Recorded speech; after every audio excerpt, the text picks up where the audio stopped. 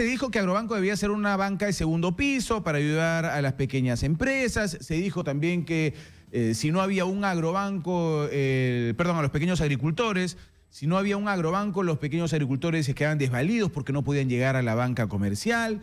Ok, todo esto puede ser producto de un análisis, pero esto no significa que Agrobanco, pues a estas alturas, deba tener 950 millones de soles de una cartera morosa. 950 millones de soles. ¿Y el dinero de Agrobanco de dónde sale? ¿De todos los peruanos, pues no? ¿O de dónde viene el dinero de Agrobanco? ¿Del cielo no viene?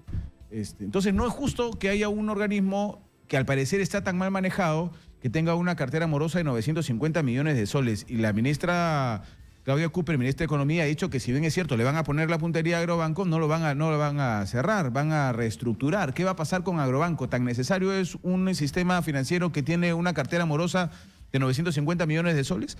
Vamos a conversar con Alan Faldié, que es parlamentario andino y conoce este tema y además ha tenido una opinión, creo que en busca de la reestructuración. Bienvenido, muy buenas noches. Buenas noches, muchas gracias por la invitación.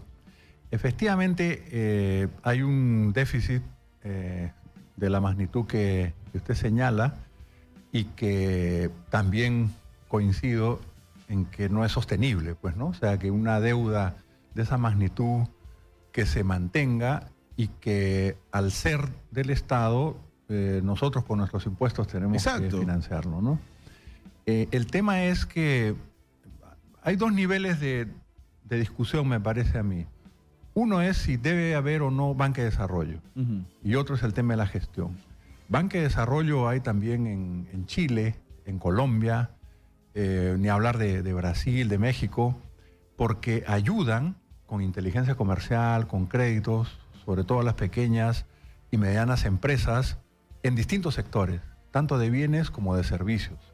De forma tal que, digamos, tienen un apoyo porque por sí solas no pueden acceder al crédito comercial necesariamente, o no tienen para generar estudios de mercado, o no tienen para hacer proyectos de factibilidad, sobre todo cuando se van a internacionalizar. Claro, es que la banca comercial, valga la pena señalar, se asegura, pues, ¿no? Claro. No va a permitir tener un vacío de 950 millones, que sí lo permite Agrobanco, pues, ¿no? Así es. Entonces, el tema allí es, todos los estados promueven a su pequeña y mediana empresa. No a nivel de competir con la empresa privada, sacarla con competencia desleal ni cosa por el estilo. Es un rol más bien subsidiario, ¿no es cierto? Donde no llega o no completamente la banca privada. Que es el único que se puede meter en el Estado. Se puede meter, entonces participa. Ese es un primer punto. El segundo plano es efectivamente el tema de la gestión. Entonces, ¿por qué hay déficit? Entonces, una opción es decir, bueno, se le prestó a los pequeños no pudieron pagar y por eso el desequilibrio.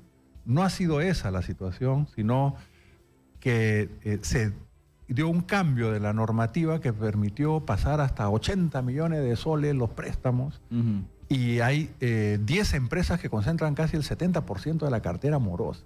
Grandes empresas. Claro, porque ya dejó de ser Agrobanco una cartera destinada solamente a los pequeños agricultores. Exactamente. Entonces, si son grandes empresas y empresas agroindustriales, que nos parece muy bien, yo creo que han hecho unas inversiones en tecnología muy sofisticada y es bueno que se apoye porque hay un gran aumento de la exportación agroindustrial del país. Pero no era el fin de Agrobanco. Exacto. Y ellos pueden conseguir... Están hablando del CIS, ¿no es cierto? El CIS te decía es para los extremadamente pobres. Terminaron artistas que ganaban 5.000 dólares mensuales formando parte del CIS.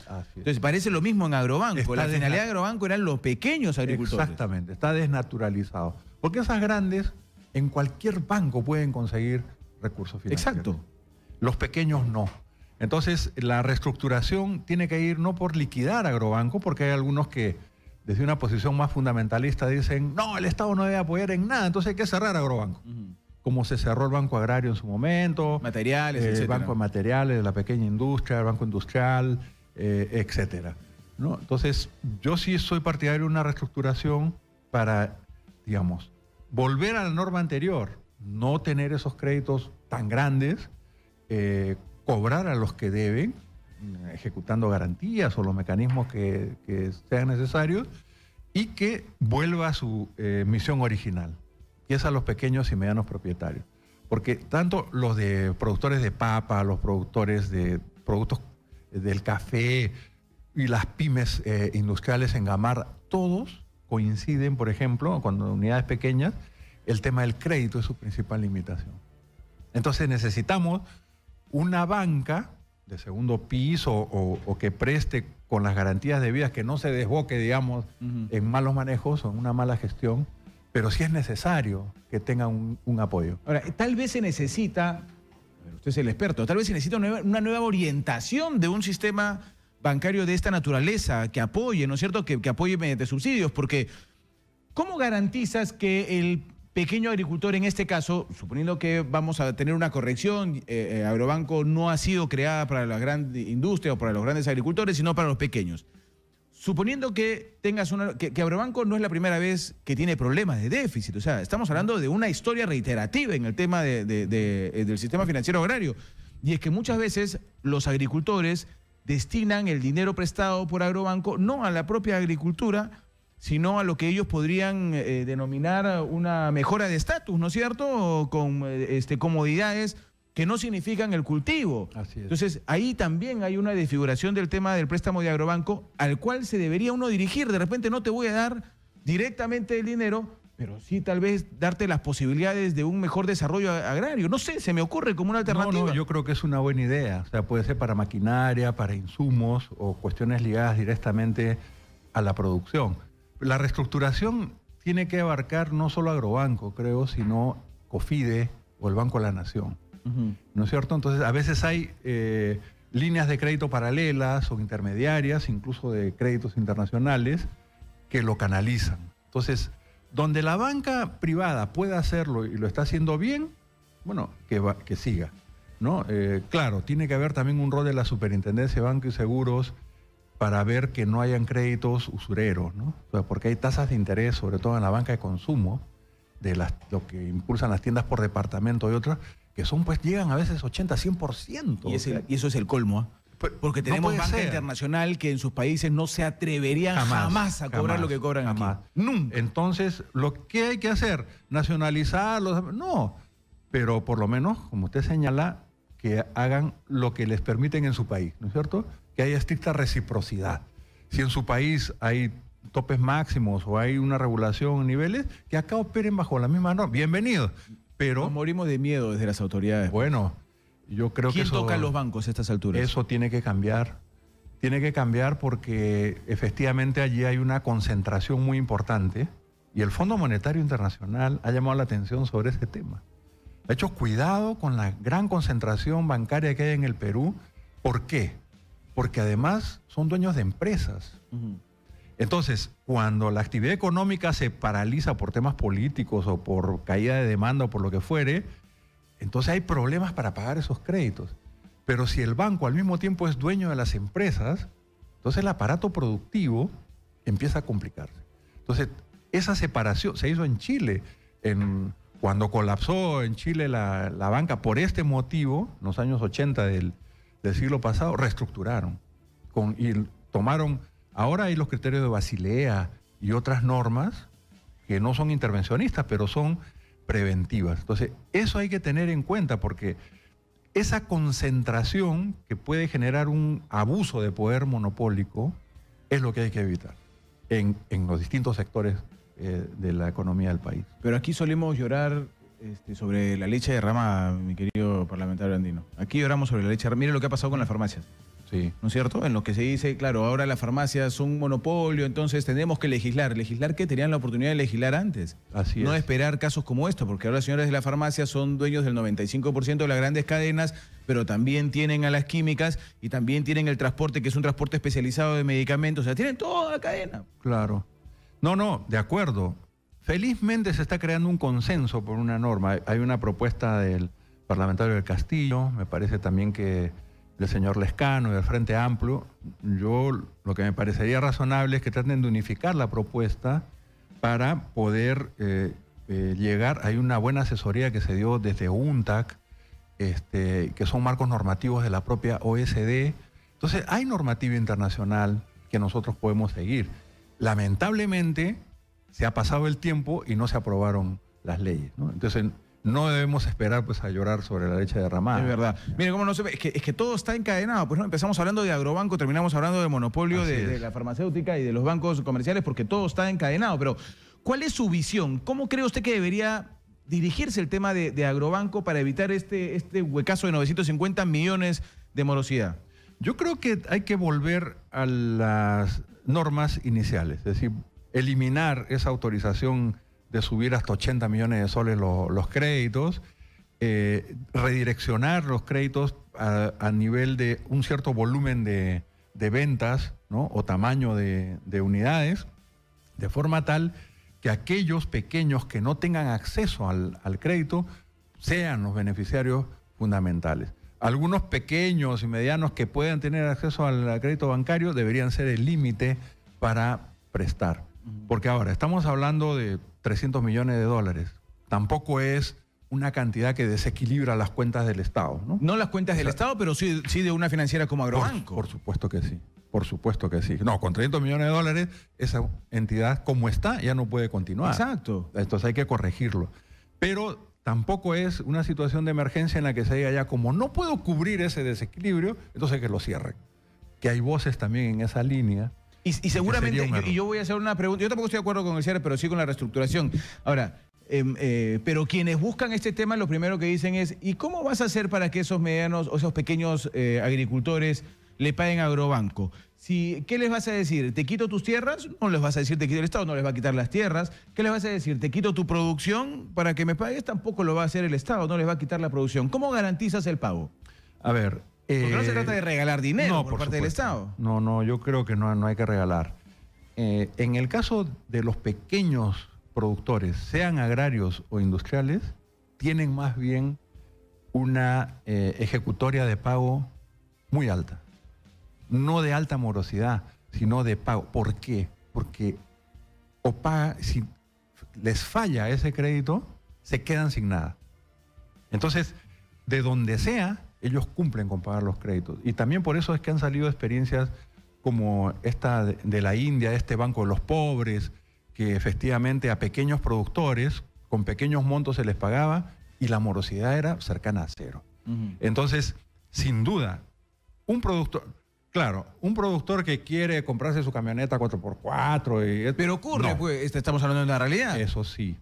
Pero yo diría que no son la mayoría, que no son las excepciones. Y debería haber un ente fiscalizador, tanto de Agrobanco como de la superintendencia, para que efectivamente vayan los créditos a la actividad productiva.